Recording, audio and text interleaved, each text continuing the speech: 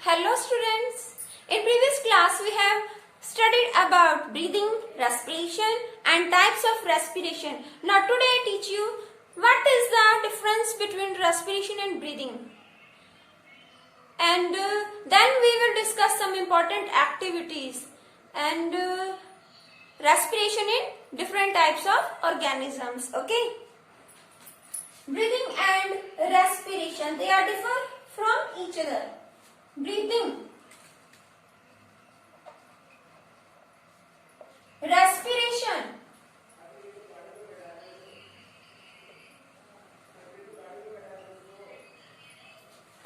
Breathing क्या है? Process of inhaling and exhaling of air, or we can say process of taking oxygen in and carbon dioxide out. It is the process of taking oxygen in and carbon dioxide out. इस process में oxygen लेते हैं, carbon dioxide release करते हैं. Respiration, it is a process by which glucose, or we can say food, combines with oxygen to produce energy and remove gaseous waste. It is the process by which glucose combines with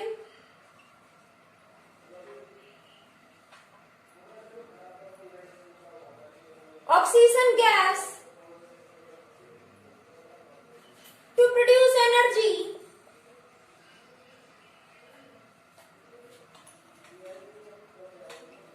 and remove gaseous waste. Gaseous waste कौन कौन से हैं? Carbon dioxide and water vapors.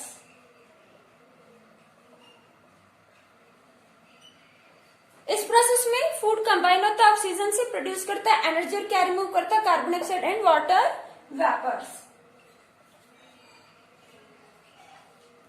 Breathing एक external process है. Just क्या discuss कर रहे हैं? एयर इनहेल की, एक्सहेल की. It is external process.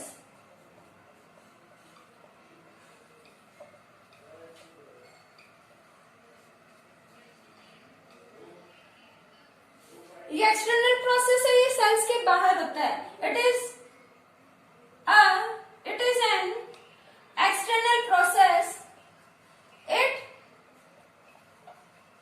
Takes place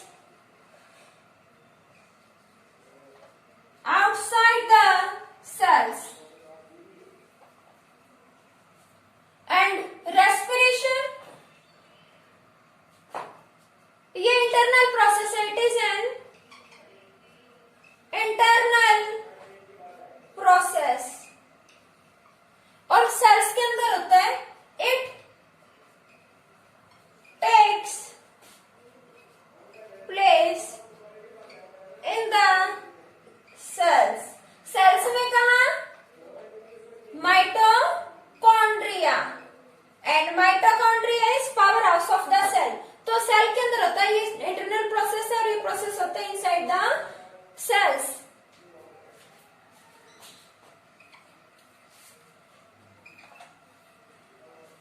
breathing just air inhale करना, एक्सहेल करना. क्या हम डिस्कस करते हैं एनर्जी यहाँ रिलीज हुई या नहीं? नो. यहाँ कोई एनर्जी ना रिलीज होती ना इवॉल्व होती. इवॉल्व मीन्स निकलना. ना ही एब्सॉर्ब होती है. Neither energy is absorbed nor evolved. Neither energy is absorbed or evolved. ना एनर्जी इवॉल्व होगी ना एब्सॉर्ब होगी. ना तो एब्सॉर्ब करेंगे, लेंगे, ना ही देंगे. और इस प्रोसेस में रेस्पिरेशन में क्या होता है? फूड ऑक्सीजन से कंबाइन करके एनर्जी प्रोड्यूस करता है, तो एनर्जी प्रोड्यूस हो रही है मीन्स एनर्जी रिलीज हो रही है. Energy is release in this process. Energy is release.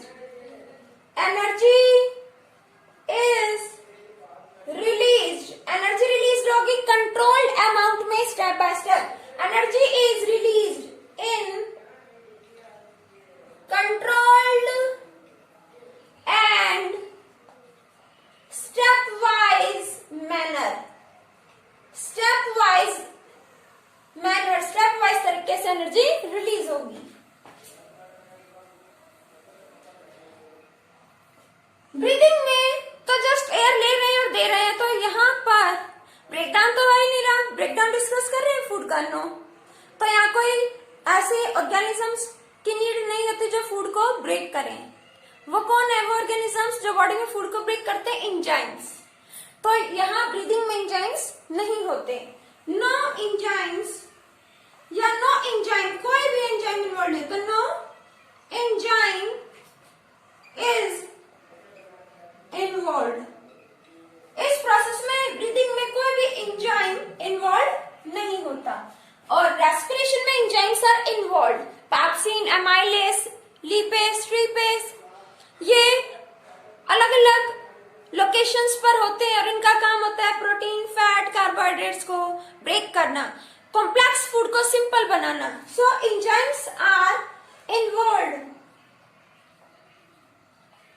Enzymes are involve eight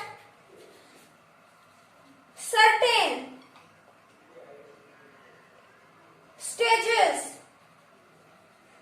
of respiration. Respiration की कुछ पर्टिकुलर स्टेजेस पर एंजाइम्स इन्वॉल्व होते हैं. ब्रीदिंग जस्ट एयर इनहेल करना, एक्सहेल करना. रेस्पिरेशन ऑक्सीजन इनहेल कर रहे हो, फूड को ब्रेक कर रही है, एनर्जी प्रोड्यूस कर रही है, गैसियस वेस्ट रिमूव कर रही है. ये एक्सटर्नल प्रोसेस है. ये क्या? इंटरनल. ये सेल से बाहर होता है, सेल्स के अंदर माइटोकॉन्ड्रिया में. ना एनर्जी प्रोड्यूस होगी ना एब्सॉर्ब होगी. रेस्पिरेशन में एनर्जी प्रोड्यूस होगी स्टेप वाइज मैनर में, कंट्रोल्ड अमाउंट में. यहाँ कोई भी एंजाइम क्या होते हैं? एंजाइम वो स्मॉल ऑर्गेनिजम्स हैं जो हमारी बॉडी में कॉम्प्लेक्स फूड को क्या करते हैं? सिंपल फॉर्म में कन्वर्ट करते हैं. कॉम्प्लेक्स फॉर्म को कन्वर्ट कर देते हैं सिंपल फॉर्म में. एंजाइम्स आर दो small organisms that convert complex food into simpler food. Enzymes in respiration process involved at certain stages. ठीक है, कुछ पर्टिकुलर स्टेजेस पर इन्वॉल्व होते हैं. Now let us discuss some important activities.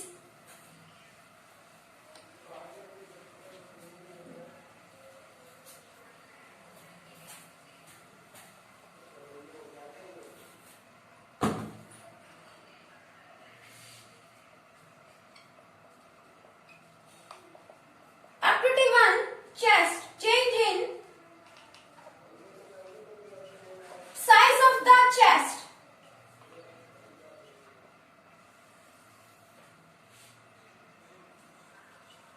During breathing.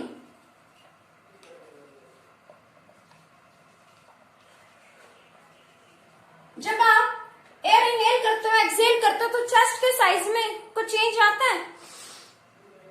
Expand है ना, release करते हो नॉर्मल या कहीं कॉन्ट्रैक्ट. बैलून से कंपेयर करो.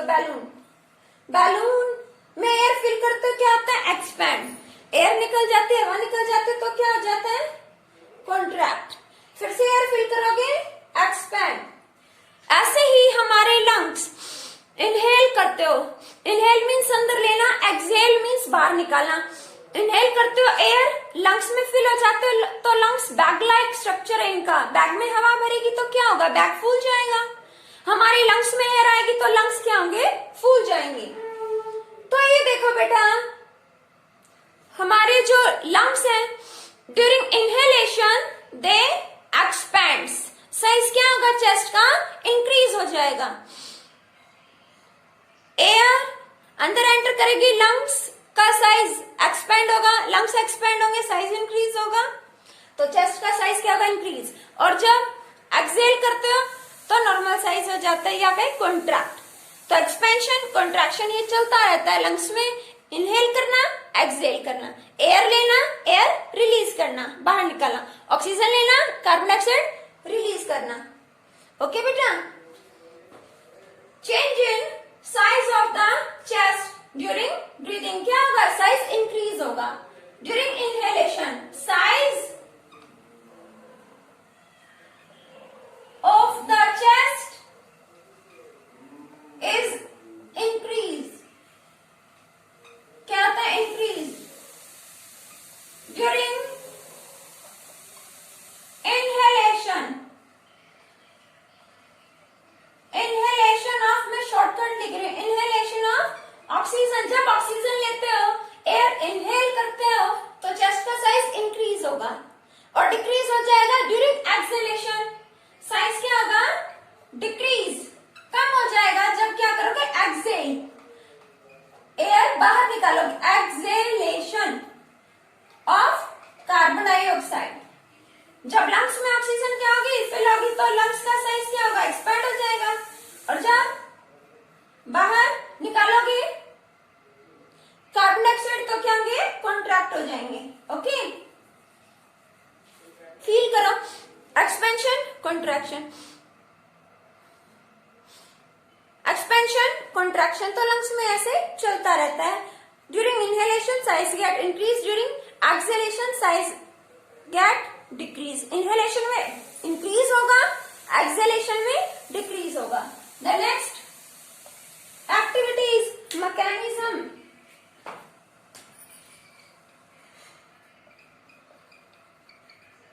mechanism of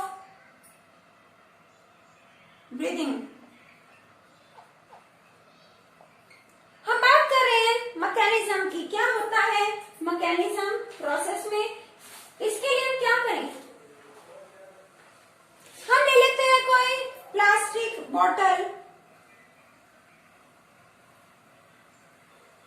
इसका माउथ है, बॉटल है, बॉटल को कट कर दे और यहाँ पर क्या अप्लाई कर दे? कोई रबर शीट लगा दे, टाइटली बांध दे।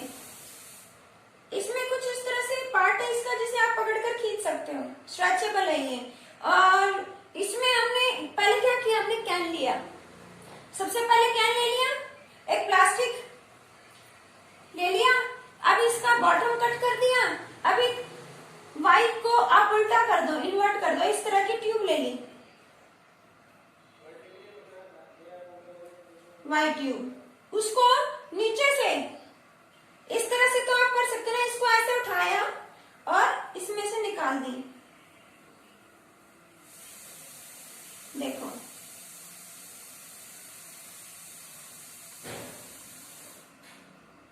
इस तरह से।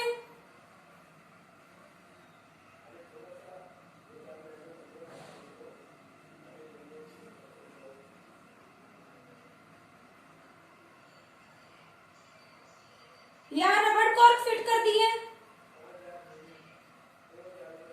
Rubber cork, rubber cork.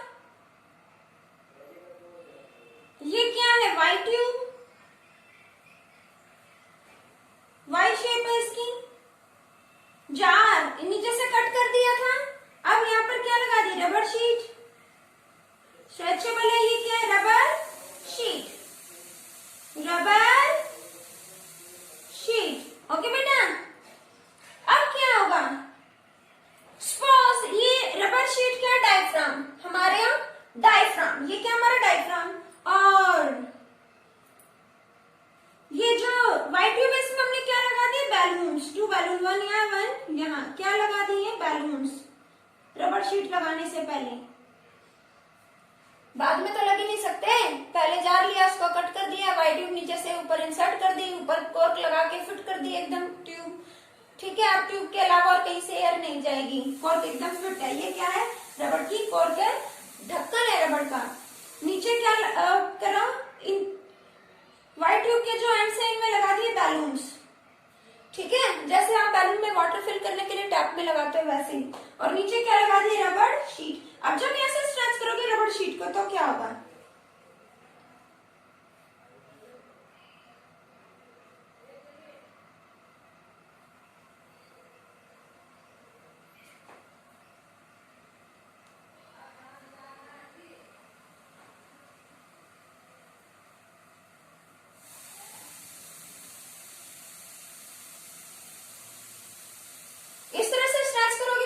और जो बैलून्स हैं वो फूल जाएंगे। और जब स्ट्रेच नहीं करते हो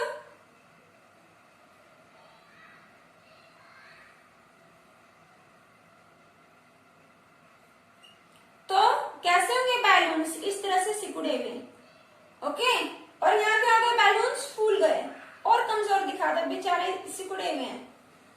तो होता क्या है बेटा, ये सपोज डायफ्राम है और ये एयर ट्यूब, ये दोनों बैलून्स के हमारे लंग्स, ये पूरी चेस्ट कैविटी। तो जो हमारे लंग्स होते हैं उनमें एयर आती है, फिल होती है। मैंने आपको बताया, आप रेस्पिरेशन की जो वीडियो है उसको देखिएगा, समझिएगा। एरिया रबर ट्यूब को नीचे से स्ट्रेच करोगे, इंक्रीज होगा, एरिया इंक्रीज, एरिया ज्यादा होगा, एरिया मोर। एरिया ज्यादा तो प्रेशर क्या होता है, कम। दोनों में अपोजिट रिलेशन है, एरिया ज्यादा तो प्रेशर कम। किस चीज का प्रेशर, एयर प्रेशर। और always air moves from higher pressure to lower pressure. High pressure जाए वहां से कहा जाएगी एयर लो प्रेशर की ओर। तो एरिया ज्यादा तो यहाँ प्रेशर कम, और बाहर क्या है, प्रेशर एयर का ज्यादा है, तो बाहर से एयर क्या होगी, इसके अंदर आएगी और लंग्स में एयर फिल हो जाएगी। और बैलून से तो बैलेंस हुआ, बैलून फूल जाएंगे। ठीक है, और जब इसको रिलीज कर दोगे, छोड़ दोगे, स्ट्रेच करना इसको छोड़ दोगे, तो ये नॉर्मल अपनी इस पोजीशन पे आ जाएगा। तो ये बैलून भी क्या होंगे, अंदर की एयर बाहर निकल जाएगी, बाहर निकल गई तो बैलून क्या हो जाएंगे, श्रिंक। ठीक है, एरिया कम होगा तो प्रेशर ज्यादा, और एरिया ज्यादा है तो प्रेशर कम। जब हमारा डायफ्राम नीचे होता है, डायफ्राम डाउन हो जाए, रिब्स अप हो जाए, तो एरिया क्या होगा, ज्यादा। ज्यादा एरिया हो गया लंग्स का, ज्यादा जगह, और एयर ज्यादा जगह में क्या लगेगी, कम प्रेशर। और बाहर लग रहा है ज्यादा प्रेशर, तो बाहर से एयर लंग्स में फिल हो जाएगी, बाहर से आएगी लंग्स में एयर फिल हो जाएगी। अब अंदर फिर क्या होगा, डायफ्राम अप, नीचे चला गया था वो ऊपर आ जाएगा, और रिब्स जो ऊपर गई वो नीचे, मीन्स एरिया कम। एरिया कम तो प्रेशर क्या हो गया, ज्यादा। लंग्स के अंदर बहुत ज्यादा एयर प्रेशर लगा रही है, वो एयर लंग्स में से बाहर निकल जाएगी। एरिया और प्रेशर का रिलेशन बिल्कुल अपोजिट है। एरिया ज्यादा है तो प्रेशर कम, और एरिया कम है तो प्रेशर ज्यादा। जब एरिया ज्यादा है मीन्स डायफ्राम नीचे है। इस एक्टिविटी में यही समझा रहे हैं कि ये बैलून्स हैं, ये लंग्स का काम कर रहे हैं, और ये रबर शीट क्या डायफ्राम है। ये डायफ्राम नीचे कर दोगे स्ट्रेच करके तो एरिया क्या होगा, बढ़ जाएगा। एरिया क्या होगा, स्ट्रेच करने पर बढ़ जाएगा। एरिया ज्यादा तो प्रेशर कम, यहाँ प्रेशर कम तो बाहर से एयर अंदर आएगी, बैलून्स फूल जाएंगे। और इसका अपोजिट, जब इस रबर ट्यूब को छोड़ दोगे, रिलीज कर दोगे, तो एरिया फिर से हो गया कम, और एरिया कम, अंदर प्रेशर ज्यादा, अंदर इतना प्रेशर है, यहाँ की एयर बाहर निकल जाएगी, और ये बैलून अगेन क्या हो जाएंगे, श्रिंक हो जाएंगे, डिफ्लेट हो जाएंगे, सिकुड़ जाएंगे। Okay, I hope this is clear to you. और इसके लिए रेस्पिरेशन की वीडियो देखना बहुत जरूरी है। Okay, the next is exhaled air contains, exhaled air contains carbon dioxide, carbon dioxide, ये आपको लर्न हो जाने चाहिए फॉर्मूलाज। exhaled air में क्या है, कार्बन डाइऑक्साइड कैसे पता लगे। हम लेते हैं टेस्ट ट्यूब, ये क्या है, टेस्ट ट्यूब, टेस्ट ट्यूब। इसमें हमने लिया चूने का पानी, लाइम वाटर। वो व्हाइट वॉश करते देखा आपने, कैसे चूना लेते हैं और उसको वाटर में ऐड करते हैं, मिक्स कर देते हैं। लाइम वाटर लिया हमने, चूने का पानी, ये लाइम क्या है, चूना, लाइम वाटर, चूने का पानी। ठीक है, सफेद वाले देखा होगा आपने बकेट में। अब अगर इस टेस्ट ट्यूब में एयर ब्लो की जाए, यहाँ किसी के लिप्स हैं, ठीक है, एयर ब्लो की जाए तो एयर, और एयर में कौन, कार्बन डाइऑक्साइड। जब फूंक मारोगे, ब्लो करोगे, तो कौन सी गैस निकलेगी मुंह से, कौन सी एयर में कौन सी गैस होगी ज्यादा, कार्बन डाइऑक्साइड। तो वो कार्बन डाइऑक्साइड जब इस लाइम वाटर से मिलेगी तो क्या होगा, लाइम वाटर हो जाता है मिल्की। लाइम वाटर, जब आप चूने के पानी में फूंक मारते हो, कार्बन डाइऑक्साइड बहुत ज्यादा छोड़ते हो, तो कार्बन डाइऑक्साइड मिलने पर लाइम वाटर क्या हो जाता है milky. Lime water becomes milky. ये इसकी पहचान है कि जब लाइम वाटर है वो किसी गैस से मिलने पर मिल्की हो जाता है, तो कौन सी गैस है, which gas, with which gas lime water combines to become milky. Milky बनने के लिए दूध, या मिल्की मीन्स दूध या दूध के जैसा, दूध के जैसा मिल्की बनने के लिए लाइम वाटर कौन सी गैस से कंबाइन होता है, कार्बन डाइऑक्साइड। या कार्बन डाइऑक्साइड किसको मिल्की बना देती है, लाइम वाटर को। Okay, I hope this is clear to you. Exhaled air में क्या है, कार्बन डाइऑक्साइड। नो एक इंपॉर्टेंट थिंग है बेटा कि एक्सेल्ड एयर और इनहेल्ड एयर, हम एयर इनहेल कर रहे हैं, क्या सिर्फ ऑक्सीजन ही नहीं, अदर गैसेस भी कर रहे हैं, बट ऑक्सीजन का कंपोजिशन ज्यादा है। Inhaled air, excelled air, inhale कर रहे हैं और जो एक्सेल कर रहे हैं, ठीक है। इनहेल्ड एयर, इसमें ऑक्सीजन की बात कर रहे हैं और कार्बन डाइऑक्साइड दोनों की। इनहेल्ड एयर,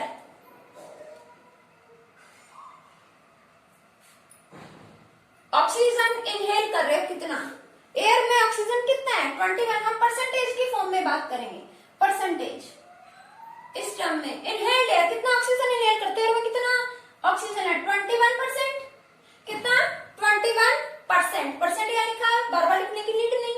कार्बन डाइऑक्साइड कितना है एयर में, आपकी बुक्स में 0.04 दिया है, बट आपने ज्यादातर बुक्स में देखा है, एग्जाम में भी देखा है कि कार्बन डाइऑक्साइड कितना आता है 0.03%। ओके, तो कितना ऑक्सीजन ले रहे हो 21% और कितना कार्बन डाइऑक्साइड भी इनहेल कर रहे हो, कितना 0.03%, ये दोनों आप ले रहे हो और आप यूटिलाइज कर रहे हो ऑक्सीजन को, और कितना रिलीज कर रहे हो, स्वीट 16, स्वीट 16 अक्सर सुना होगा एडोलसेंट्स में, आगे सुनोगे अगर अभी नहीं सुना। स्वीट 16, मीठा मीठा 16, नया नया एक्सपीरियंस। 16.4 चौका, 4 स्वीट 16 एंड चौका। 16.4% क्या कर दोगे, एक्सेल। ऑक्सीजन लिया 21% और कितना आपने वापस कर दिया ऑक्सीजन जो आपके काम का नहीं है, 16.4। यूटिलाइज कितना किया, दिस माइनस दिस, इतना आपने यूटिलाइज किया। कार्बन डाइऑक्साइड कितना इनहेल किया, थोड़ा सा 0.03%, और रिलीज कितना करोगे, चौका पॉइंट चौका 4.4%, कितना